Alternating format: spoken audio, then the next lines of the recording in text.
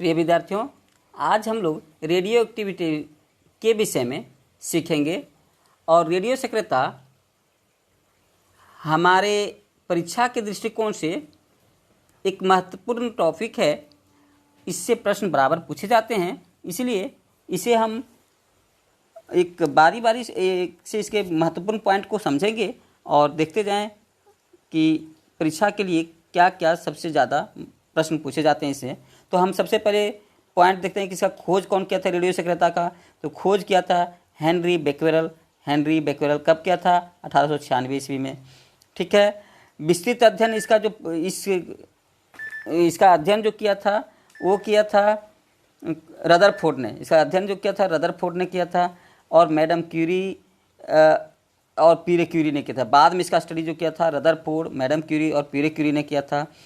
इसमें alpha beta gamma किरण का खोज रदरफोर्ड ने किया था। मैडम क्यूरी तथा पीरे क्यूरी ने इसका स्टडी किया तथा इसका रेडियम और पोलोनियम का खोज भी मैडम क्यूरी और पीरे क्यूरी ने किया था। रेडियम का खोज मैडम क्यूरी के नाम से जाना जाता है और पोलोनियम का खोज मैडम क्यूरी और पीरे क्यूरी दोनों के नाम से जाना जाता है।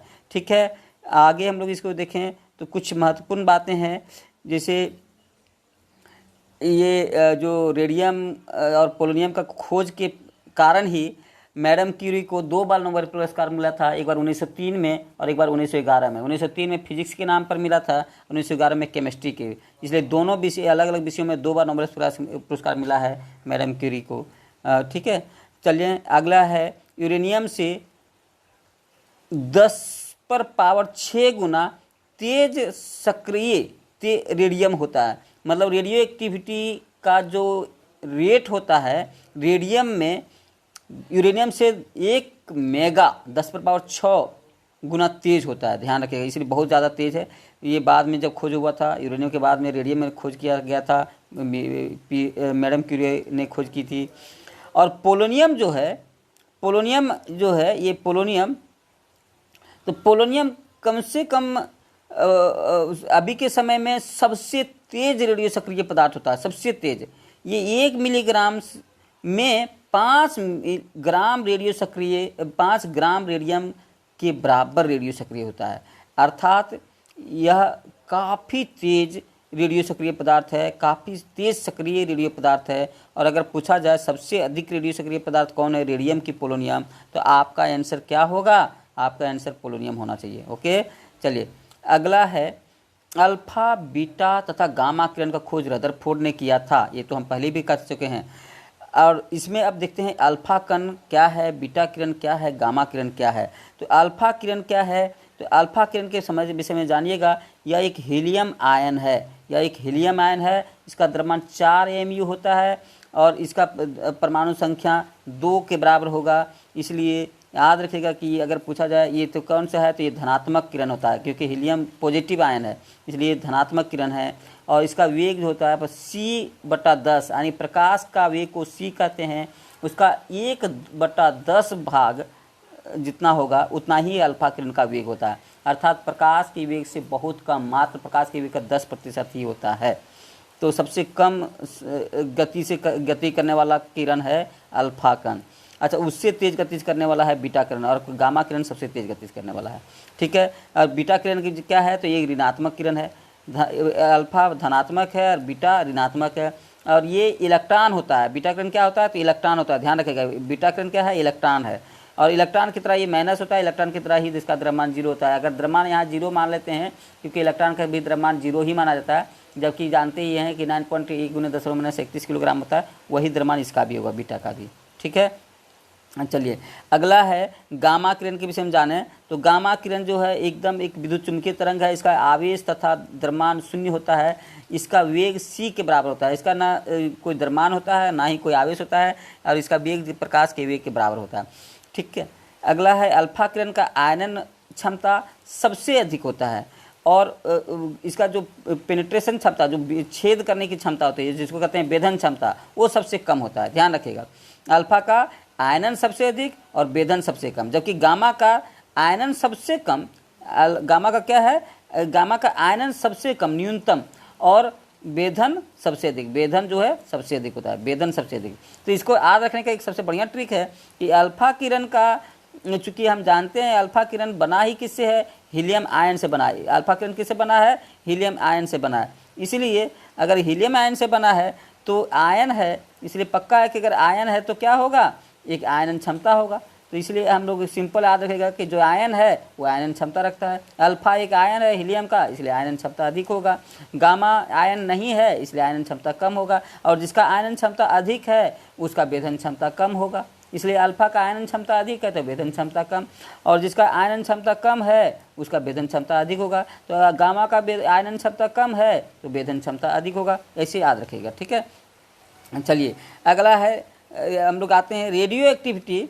रेडियो एक्टिविटी जो होता है इसका दर यानी रेट किसी पर निर्भर नहीं करता, किसी भी चीज़ पर नहीं, ना ही तो वो ताप पर निर्भर करेगा, ना ही दाब पर निर्भर करेगा, ना ही आर्द्रता पर निर्भर करेगा। तो रेडियो एक्टिविटी का दर किसी पर निर्भर नहीं करता है, ओके, किसी पर निर्भर नहीं करता है।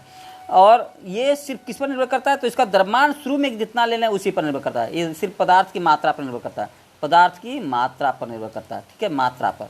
यानी जितना शुरू में ज़्यादा मात्रा है तो ज़्यादा टूटेगा, धीरे धीरे कम हो जाएगा तो कम टूटेगा। तो शुरू में तेज़ रहेगा, बाद में इसका रेट स्लो हो जाएगा, ठीक है।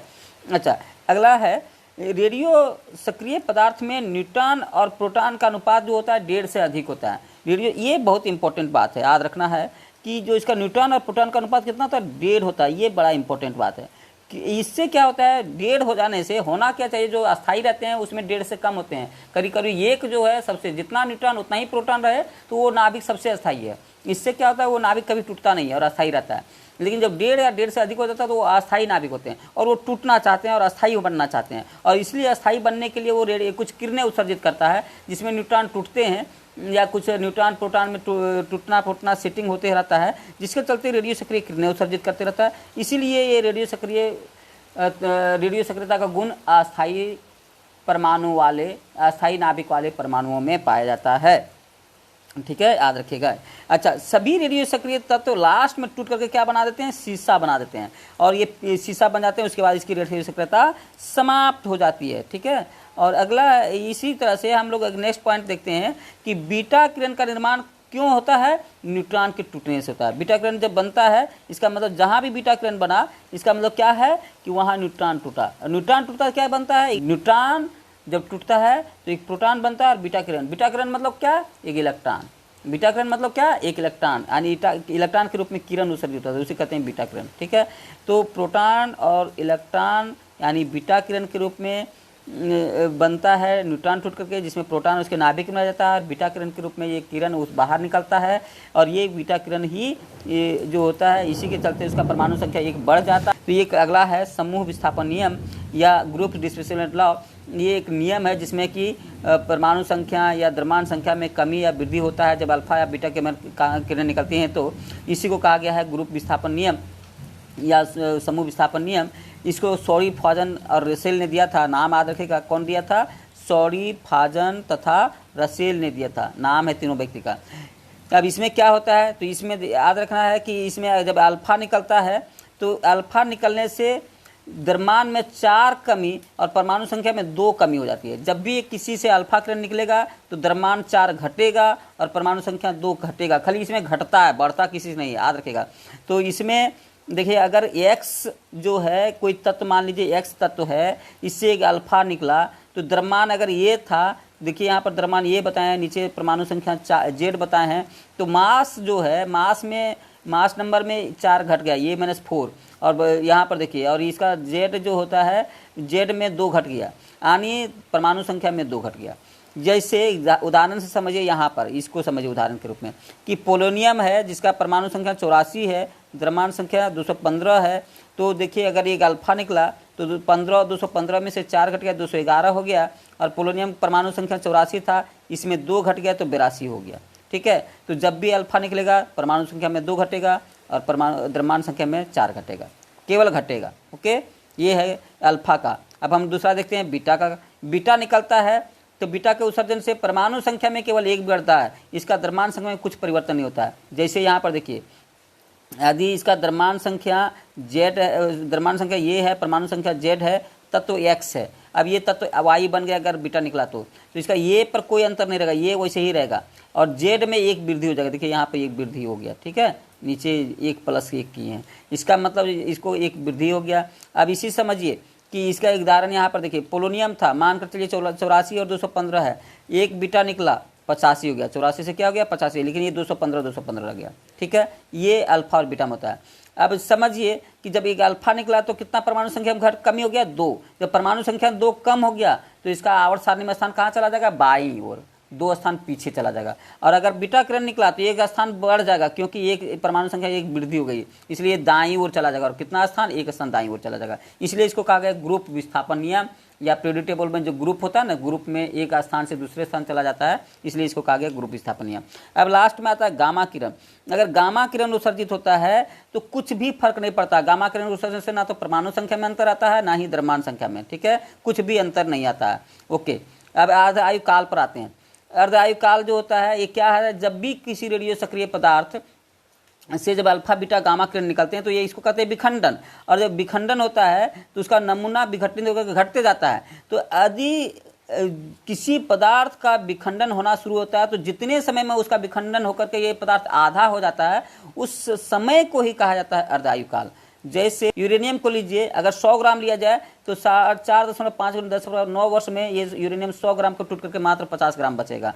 इस तरह से यानी आप अगर कार्बन 14 को लीजिए, 5600 साल में ये टूट करके कितना हो जाएगा, आधा हो जाएगा। तो जितने समय में टूट करके आधा बचाता है उसी समय को कहते हैं अर्ध आयु काल। इससे कभी कभी प्रश्न भी आते हैं न्यूमेरिकल, जैसे ये क्वेश्चन हम बता रहे हैं, किसी तत्व का अर्ध आयु काल अगर 2 वर्ष है, इसको T½ से दिखाते हैं, अर्ध आयु काल को T1/2 लिखते हैं। तो अर्ध आयु काल 2 वर्ष है तो कितने समय बाद 25% शेष रह जाएगा। अगर किसी का मान लीजिए कुछ भी लेते हैं और वो कितने समय बाद 25% रह जाएगा, दिया है T आपको दिया है कितना, T दिया है 2 वर्ष। ठीक है, देखिए बहुत आसान क्वेश्चन होता है कि पहले जितना भी ले उसका मात्रा हम 100 से मानकर चलते हैं। जो अगर दिया रहता है 50 ग्राम तो 50 ग्राम लेके चलते, 50 तो 2 जो अर्ध आयु काल है 2 साल, तो 2 साल में आधा हो जाएगा। अगर 100 है तो 50 हो जाएगा, 50 है तो 25 हो जाता।